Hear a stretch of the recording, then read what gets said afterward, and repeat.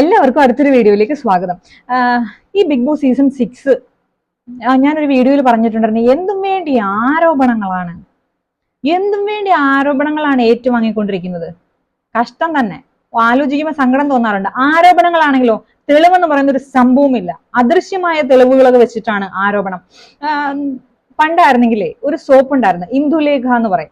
ആ ഇന്ദുലേഖ സോപ്പിന്റെ പരസ്യം ചെയ്തിരുന്നത് ഒരു മെഗാസ്റ്റാർ ആയിരുന്നു.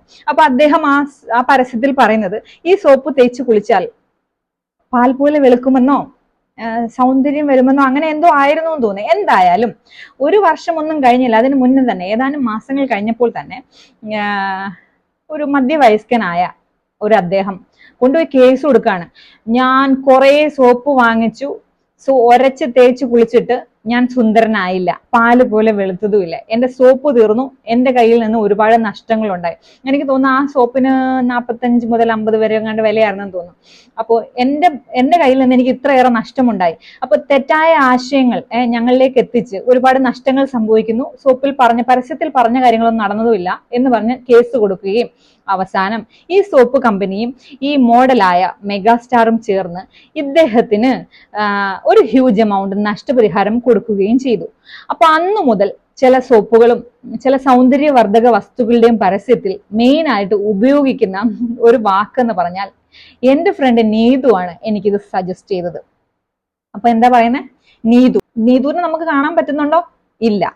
ഈ സ്ക്രീനിൽ കാണുന്ന മോഡൽ ലെഫ്റ്റ് സൈഡിലേക്ക് വിരൽ ഇങ്ങനെ വെക്കും, എന്റെ ഫ്രണ്ട് നീതു. അപ്പം അദൃശ്യയായ ഒരു നീതു ആണ് സജസ്റ്റ് ചെയ്തത്. അപ്പൊ തെറ്റാരുടെ തലയിലായി, അദൃശ്യമായ നീതുവിന്റെ തലയിൽ. അതുപോലെയാണ് ഇപ്പൊ കുറെ ആരോപണങ്ങൾ. ഓരോരുത്തരും വന്നിരുന്ന അങ്ങോട്ട് ആരോപണത്തിന്റെ പെരുമഴ ചൊരിക്കലാണ്. എന്നിട്ട് പറയും, എന്റെ സുഹൃത്ത് അവിടെ വർക്ക് ചെയ്യുന്നുണ്ട്, സുഹൃത്ത് വഴി ഞാൻ അറിഞ്ഞ കാര്യമാണ്. സുഹൃത്തിനെ കൊണ്ടുവരാത്ത എന്താ? വീഡിയോയുടെ പുറകിൽ ഒരു നിഴല് പോലെയെങ്കിലും സുഹൃത്തിനെ കാണിക്കാൻ പറ്റുമോ? ഇല്ല.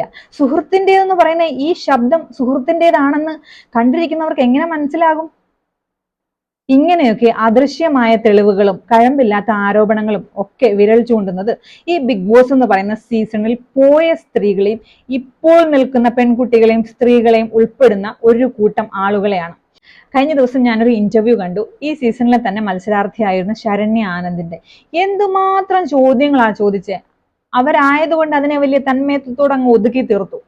ഒരു സ്ത്രീയുടെ മുഖത്ത് നോക്കി ഇങ്ങനെയുള്ള ചോദ്യങ്ങൾ ചോദിക്കാനുള്ള ധൈര്യം വരുന്നത് ഈ കഴമ്പില്ലാത്ത ആരോപണങ്ങളിൽ നിന്നാണ്, അദൃശ്യമായ തെളിവുകളിൽ നിന്നാണ്.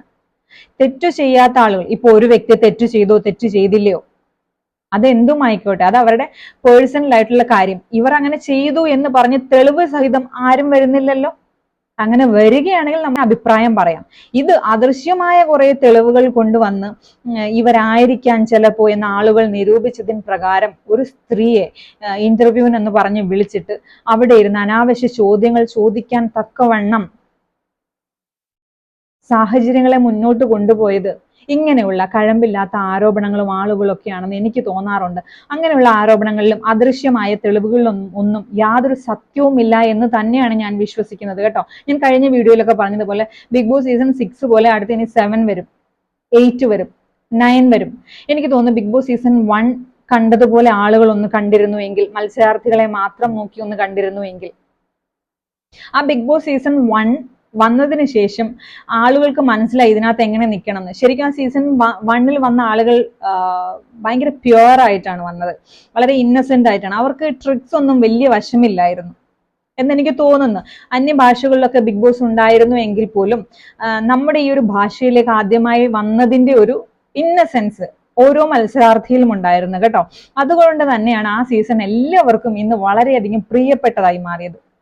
അപ്പൊ ആ ഒരു സീസണിലുള്ള മത്സരാർത്ഥികളെ ആളുകൾ വിലയിരുത്തിയതുപോലെ ഇനിയുള്ള സീസണുകളിലും മത്സരാർത്ഥികളുടെ ഗെയിമും അവരുടെ നിലപാടും ഒക്കെ നോക്കിയൊന്ന് വിലയിരുത്തിയിരുന്നുവെങ്കിൽ ആവശ്യമില്ലാത്ത ആരോപണങ്ങളും ആ ആരോപണങ്ങളിൽ പെട്ടുപോകുന്ന നിസ്സഹായരായ കുറെ സ്ത്രീകളും രക്ഷപ്പെടുമായിരുന്നു എന്ന് എനിക്ക് തോന്നാറുണ്ട് കേട്ടോ. അപ്പോൾ വീഡിയോ എല്ലാവർക്കും ഇഷ്ടമായിട്ടുണ്ടെങ്കിൽ ഒന്ന് ലൈക്ക് ചെയ്യുക, ഷെയർ ചെയ്യുക, സബ്സ്ക്രൈബ് ചെയ്യുക, കോമെന്റ് ചെയ്യുക കേട്ടോ. Thank you so much.